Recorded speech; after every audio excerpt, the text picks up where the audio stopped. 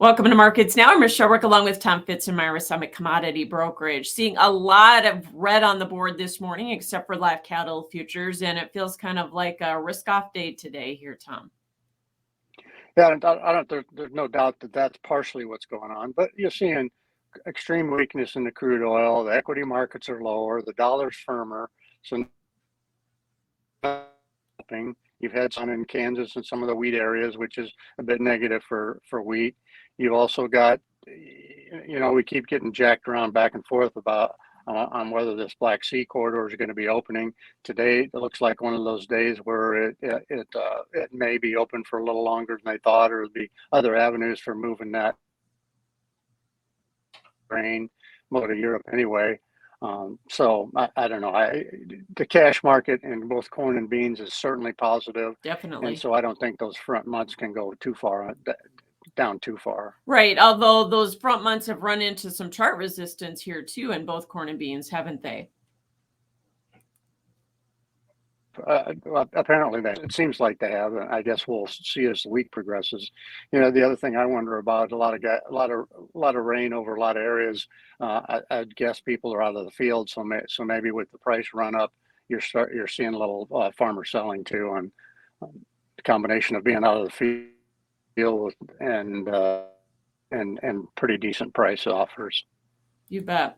So what do you think longer term, though? I mean, we go into option expiration here at the end of the week on the May contracts. We've had the forward spreads that have worked so well in this market as an indication of such tight supplies and strong demand. Is the cash market going to continue to be strong and kind of do the work here, you think? Absolutely, though. I mean, we have an ethanol production report out later this morning. That was kind of disappointing last week, but I'm expecting that to improve a little. Margins for ethanol producers have improved seasonally. You're going into the time frame where gas demand tends to pick up as the summer driving season comes along. Export sales have been adequate, maybe even a little better than adequate. So the domestic demand for corn should continue. That same situation exists in soybeans, where the domestic demand for crush, we had record crush last. Exports have been, there's been some Chinese exports when we didn't think they were going to have any. So I think all that should contribute to pretty strong cash markets. And then on the new crop, I guess it depends on, do we get the crop planted? Do they dry up in the Dakotas quick enough to get the crop planted? Well, if not, is prevent plant going to be taken on a number of acres? If that's true, then maybe the carryout doesn't increase like we had thought it would if everything was going to go right. So there's a lot of things going on that I think are pretty supportive and make me reluctant to make any new crop sale. Right. In addition, I know you have talked on the old crop on these super. Go ahead. I was going to say, you've made the case that, $13 in new crop beans and $5.50 in new crop corn are pretty good support areas that are going to hold here, at least through planting, you think? Yeah, I believe so. I mean, we need to get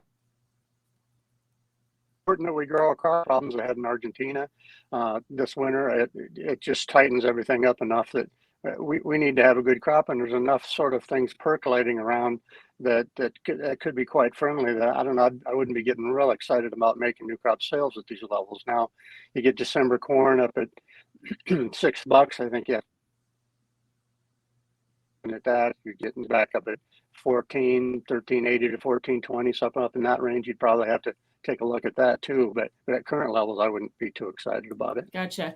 Cattle market started off with just a little pressure initially, but it seems like we're back higher here in the live cattle futures because the funds, they buy on every break. They're really defending that long position here, aren't they? Well, there's that for sure, but there's also just the numbers are right. Really supportive. You've got low numbers in cattle, and you've had really good demand, despite the fact that the prices for beef are pretty high, particularly relative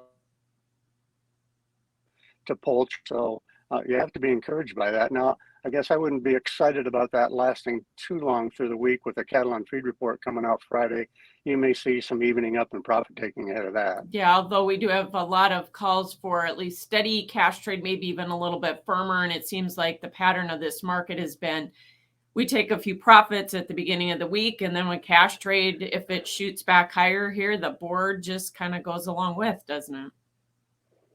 Well, the Packers had some margin to give, and they seem to be absorbing some of that and getting things back in line, a little closer in line where they probably really should be. So, yeah, I mean, I don't see the cattle market falling unless there's a rocket taking a risk off period like we're having in the grains today. But otherwise, if the equity markets hang in there, the economy, we've got a recession that we've been talking about for a year and a half now. Is it going to happen or isn't it going to happen? It doesn't seem to affect feed demand, and only have unemployment at 3.5%. A lot of people are working and have the capability of buying beef to eat. Yeah, no doubt. And the hog market, we had a couple of up days, Friday and Monday, and then we didn't see any follow through yesterday. And of course, this market right now is back down to contract lows. And what do you think is going to be the catalyst that finally turns this market or bottoms this market, Tom? Because it just seems like cash trade is not caught here yet. Well, Iowa State came out with a study showing that production profitability is, well, it's not profitable. It's negative for producers. We're at liquidation. So I think eventually the numbers there are going to start to be a supportive factor for pork. Now that may take a while, but I think pork, like I said before, is quite competitive relative to beef. You can buy a pretty nice pork loin for not a lot of money compared to what steak costs. So I think the event demand is going to help support that market too. Now, that's not to say it won't sag a little bit more, but I don't think there's a reason at these price levels to get too negative with the pork industry. Okay, let's hope so. The funds are record short here, and it seems like they kind of want to push this side of the market. So we'll watch that. All right, thanks for joining us. Tom Fitzgerald with Summit Commodity Brokerage, and that's Markets Now.